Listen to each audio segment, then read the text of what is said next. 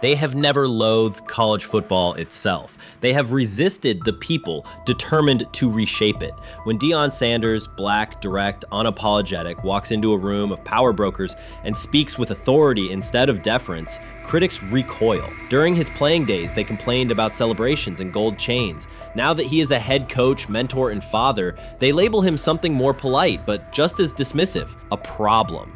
At Big 12 Media Days, Sanders addressed the accelerating chaos of the name, image, likeness market. He said college football needs a salary cap, not to hobble players, but to impose order on a system that showers unproven freshmen with seven-figure promises while the rest of a roster hunts for scraps. He called the situation unsustainable. Within hours, ESPN commentator Paul Finebaum branded him a hypocrite, arguing that Sanders profited from NIL at Jackson State and now wants rules only because his most marketable athletes have moved on. The accusation spread quickly because it fit a comfortable storyline. Outspoken black coach gains from change, then protests when the advantage disappears. That framing ignores context. Sanders never criticized players earning money. At Jackson State, he urged corporate sponsors to partner with athletes who had been invisible to major brands for decades. What he wants now is stability, standardized guidelines, basic financial literacy, and roster balance that prevents locker rooms from fracturing over uneven payouts. When other coaches, Nick Saban, Dabo Swinney, Lane Kiffin, voiced similar concerns, they were praised for foresight. When Sanders spoke,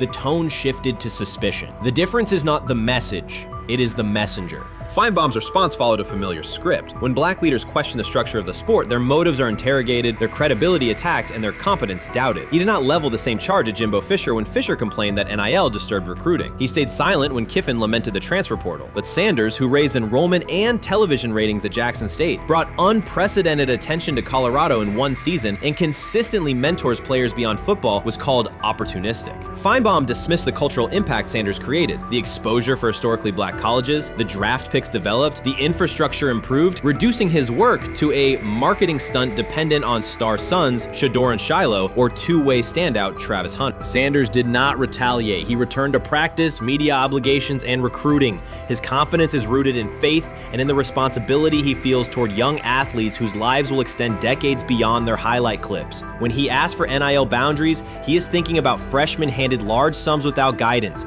families unprepared for sudden wealth, and programs that abandon kids once production stalls. He has watched that cycle from the inside. He wants protections, not restrictions. Critics predicted Colorado would fade once Shedeur and Hunter leave. Instead, Sanders signed blue-chip quarterback G.J. Lewis and a wave of transfers eager to join a program that values personal growth as much as on-field wins. Recruits see a coach who challenges the status quo, who places black culture at the program's center without apology, and who will remain visible when social media buzz cools. They recognize that Sanders does not chase attention. Attention follows his results. Media outlets reduced the upcoming Buffaloes season to a win total prop. 6 victories, give or take. Sanders is playing a longer game. He wants to show young athletes, especially black athletes, that they can lead authentically, speak with conviction, and refuse to shrink for access. Success measured only by the scoreboard misses the point. If Sanders builds men who graduate with financial literacy, self-confidence, and community awareness, he will consider the mission successful, even if Colorado finishes with 5 wins instead of 10.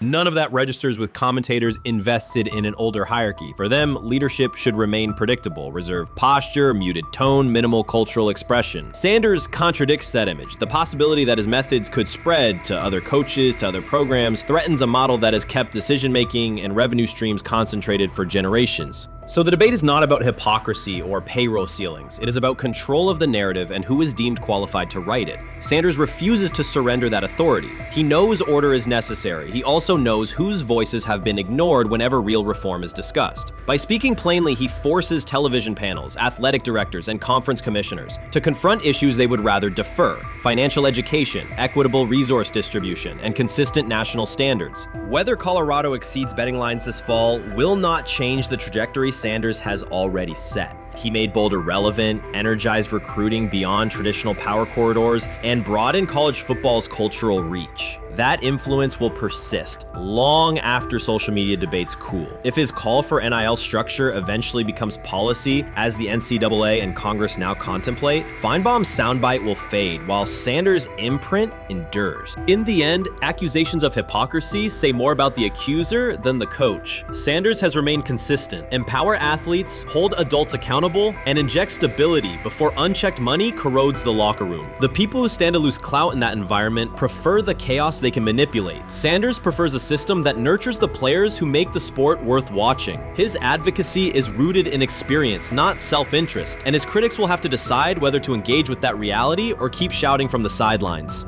Chris Carter's televised assessment of Shedeur Sanders triggered immediate pushback from Cleveland fans, local media, and even several Browns veterans. Carter dismissed Sanders, a fifth-round pick, as unprepared to start and framed the growing interest around him as purely a byproduct of surname recognition. Since that segment aired, practice reports have told a very different story. Observers inside the Browns facility describe a rookie quarterback who is closing the gap on Kenny Pickett and Dillon Gabriel with surprising speed. Sanders first turned heads in rookie minicamp by directing the huddle with a calm that belied his inexperience. Position coaches reported that he rarely repeated mental errors during installation periods, a trait they rank highly when grading young quarterbacks. In organized team activities, he showed consistent timing on intermediate routes, kept turnover numbers low in 7-on-7 periods, and demonstrated early command of Kevin Stefanski's protection calls. That steady execution earned him a handful of first-team snaps, reps that would ordinarily have belonged to Pickett by default.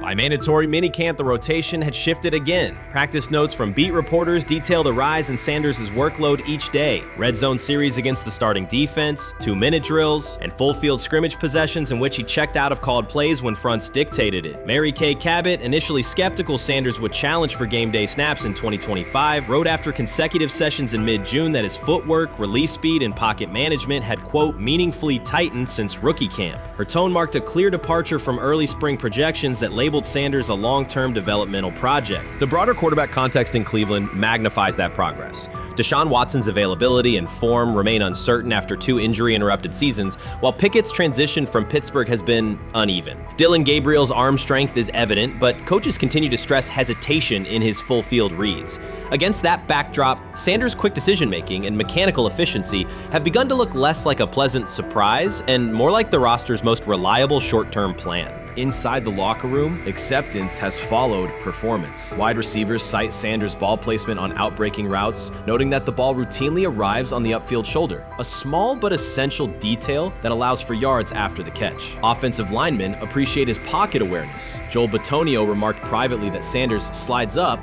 instead of bailing when edge pressure flashes. Defensive backs say his eye discipline forces them to hold coverage longer than they expected against a rookie. Such cross-positional respect develops only when day-to-day tape shows tangible improvement. The reaction to Carter's critique highlights a recurring double standard applied to young black quarterbacks. Traits celebrated as swagger or confidence in other players were labeled arrogance when associated with Sanders, yet the quarterback himself has not responded publicly. There have been no subtle social media jabs, no mention of critics and interviews, only repeated references to competing for every rep and learning from veterans. That measured approach, combined with hard evidence from practice, has softened earlier doubts among coaches who prioritize demeanor as much as arm talent. Within the coaching staff, the discussion now centers on readiness thresholds. Stefanski's scheme relies heavily on quick rhythm throws, defined reads, and disciplined pocket movement. Those requirements align with Sanders' strengths: a compact release, willingness to target the middle of the field, and instinctive timing on RPO concepts carried over from his college tape. Staffers reviewing cut-ups from joint practices note that his internal clock already approximates NFL speed, a metric they did not expect to see until mid-season at best. If that trajectory continues through preseason games, the Browns face a consequential decision. Starting a 5th-round rookie 6 weeks after training camp opens would unsettle salary cap assumptions, depth chart politics, and external perceptions of organizational stability. Yet the internal mandate remains clear: the most prepared quarterback will play. That standard places Sanders in genuine contention because every practice metric used to grade readiness, turnover ratio, red zone efficiency, third down conversion rate has trended in his favor since early June. The organizational stakes are considerable. Cleveland has cycled through starting quarterbacks at a startling pace over the past decade, shifting from first-round investments like Baker Mayfield to high-cost gambles such as Watson, each move packaged as the long-awaited solution. A rookie chosen outside the first 100 picks ascending to the top of the depth chart would challenge long-held league assumptions about draft pedigree and opportunity. It would also validate the evaluation philosophy that prioritized Sanders' intangibles, processing speed, leadership presence, over conventional arm strength thresholds that pushed him down the draft board. Carter's televised remarks now sit awkwardly alongside daily updates from Berea. His critique relied on pre-draft labels and the presumption that a late-round passer with a famous father would need a redshirt year. Practice film contradicts that stance. Sanders checks protections at the line, manipulates safeties with shoulder fakes, and has reduced turnover-worthy throws in full-speed sessions to single digits. Statistics normally cited for veteran backups, not rookies. The longer that evidence accumulates, the more Carter's comments appear rooted in legacy bias rather than objective performance review. None of this guarantees Sanders will open the season under center. Preseason defenses test quarterbacks in ways practice cannot. Defensive coordinators will disguise pressure and boundary rotation to force late decisions. Sanders must show he can adjust protections and exploit mismatches without the benefit of a controlled environment. Yet within the Browns facility, the conversation has shifted from if he will be ready to when. Quiet confidence from Amari Cooper and other veterans suggests they believe Sanders can steady an offense searching for consistency more than highlight reel heroics. Sanders' rise also affects long-term roster calculus. If he earns the job and performs competently, Cleveland gains starter-level production on a cost-controlled rookie contract, freeing cap space allocated to other positions. That scenario could reshape roster-building strategy in a division featuring Joe Burrow and Lamar Jackson, quarterbacks whose contracts consume significant percentages of team payroll. A capable, low-cost starter would allow the Browns to reinforce their offensive line and secondary while retaining core veterans, a competitive advantage few teams enjoy.